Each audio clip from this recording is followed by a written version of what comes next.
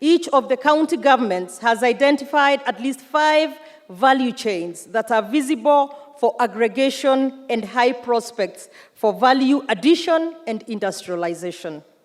County governments are therefore seeking partnership with you and your networks to accelerate the growth of counties as industrial hubs.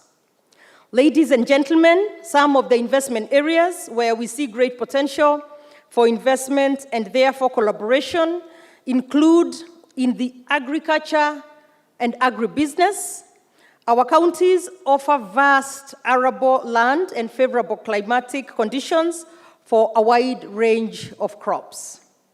2 manufacturing and industrial parks. Kenya is strategically positioned as a regional hub for manufacturing.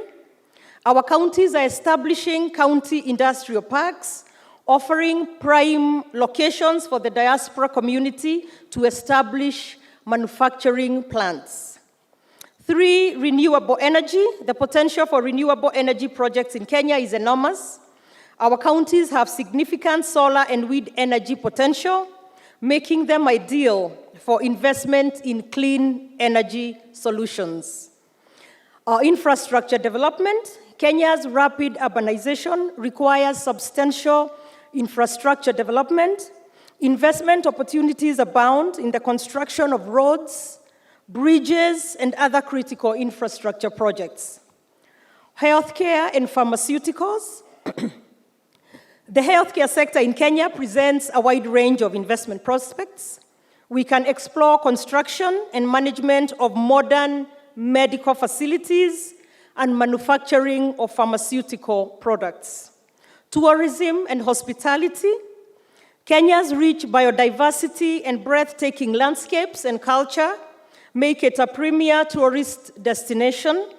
Counties offer investment opportunities in eco-lodges, hotels, desert drives, and related tourism services. ICT and technology. Kenya's technology sector is dynamic and growing. Counties are creating innovation hubs and technology parks. Housing and real estate. The increasing urban population creates a significant demand for housing and real estate. Collaborations in affordable housing and related infrastructure projects are ripe for investment. Finally, education and skills development. Investment opportunities in the education sector include establishing training institutions, vocational centers, and e-learning platforms to enhance the skills and knowledge of our workforce. We are working on the incentive framework for diaspora remittances, and very early on you gave me a target of shillings 1 trillion in remittances, which I am happy to report we are working very hard on. We have seen a 14.1% increase in our remittances in this year, and we expect to close in a strong position. Excellency. Some of the things we've been able to do working with the CBK and others have been to launch, for example, the DAO CSD that now allows diasporians to buy treasury bills and bonds from an app or from a web platform. Excellency, as you're aware, you also gave us the very hard task of finding diaspora jobs for Kenyans, and together with the State Department for Labor and Skills and Social Protection and Skills and the entire ministry and other players, sir, we have embarked on the Global Labor Market Strategy.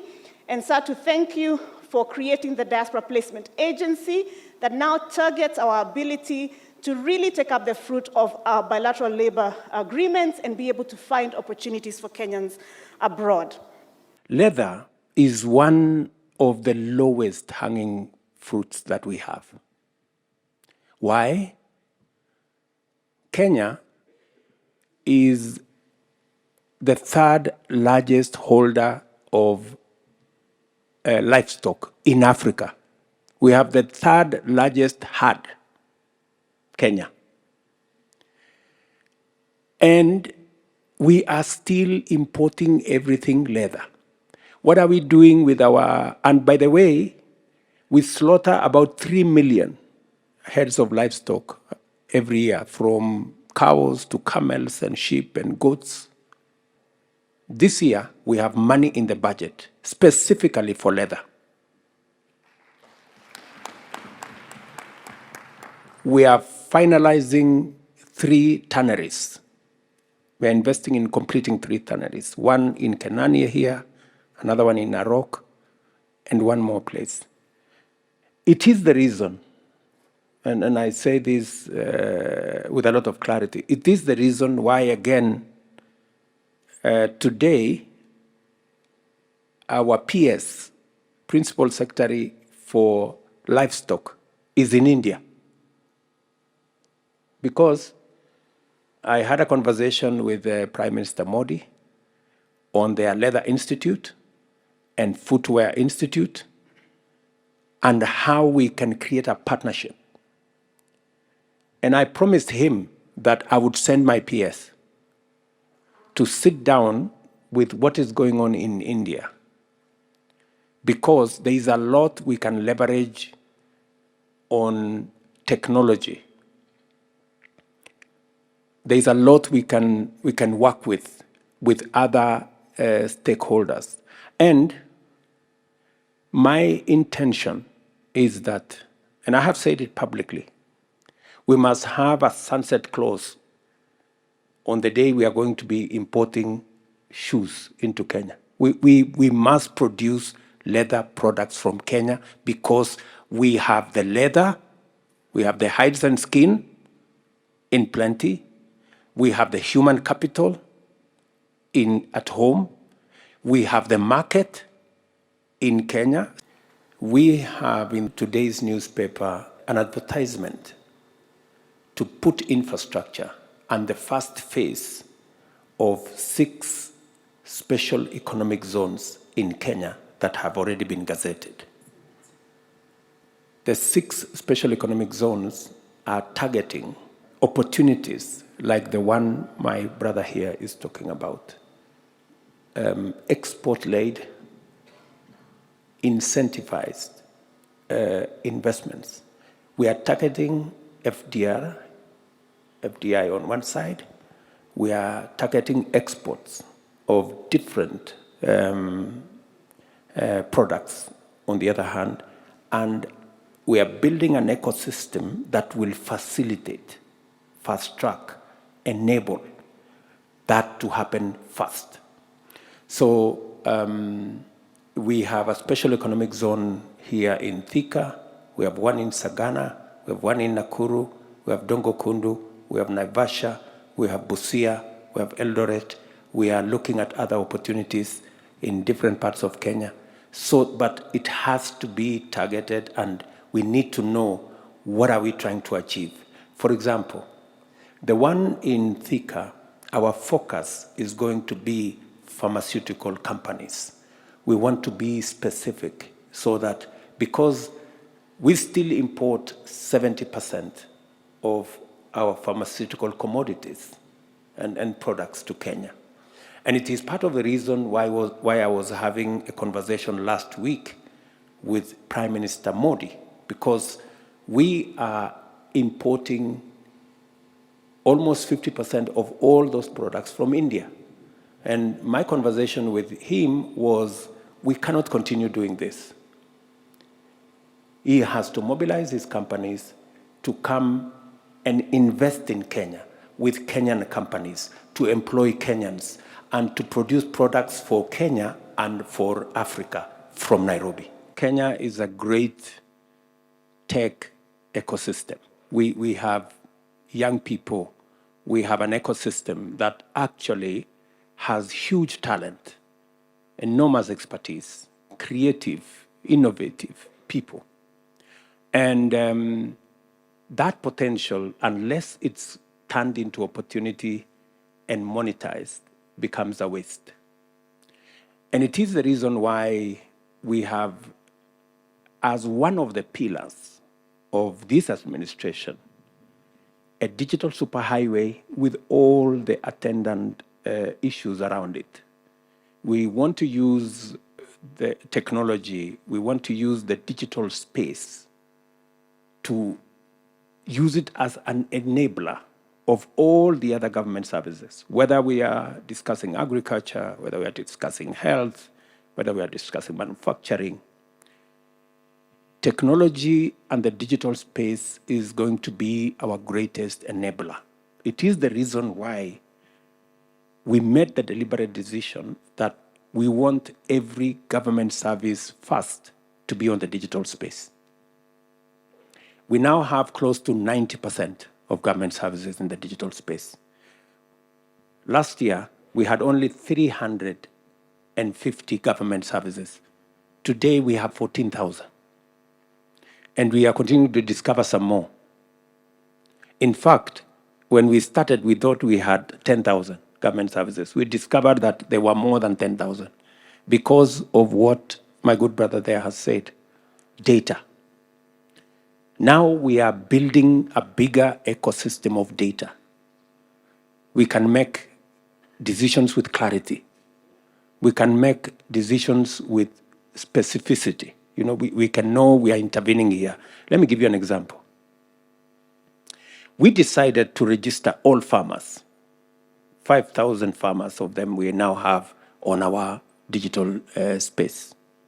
And we decided for the first time to distribute fertilizer using an e-voucher. The results are amazing. For the first time, we didn't have the kind of pilferage, theft, corruption that always accompany distribution of fertilizer. So we are already getting value for leveraging on technology. Let me also say that, Konza and the Silicon Savannah is not a place. It is not at the river. It is a mindset. It's a whole, it's a whole thinking. So, sometimes I find people, they go and lock themselves up in at the river. That's that's not what it is. It is the whole ecosystem that we are building around technology. In fact, we just found partners to do the data centers, which will be in Naivasha. We are leveraging on the green energy to sell data centers as a green product from Kenya. It is the only place you will have green data, and we are going to make this available globally. So that whole space, I don't know, I think I have said too many things. I'm just trying to give you the buffet of what we are doing in the technology and digital space. Just before I came to this meeting, we were having a conversation with my CS for health on how we are going to digitize, actually the journey for digitization of our health records. Because we need to make health records portable. We need to make the whole health ecosystem from commodities, prescriptions, claims, interoperable so that it becomes a lot easier. And in the process, we will gather a lot of data on prevalence of diseases, what do we do with our commodities. KEMSA is going to be a different place after we digitize that whole ecosystem. In fact, by June next year, you will have a different experience with our health provision, again, because of technology. And that's the reason why we have big pushback from people who do not want us to digitize health. That's why they've gone to court.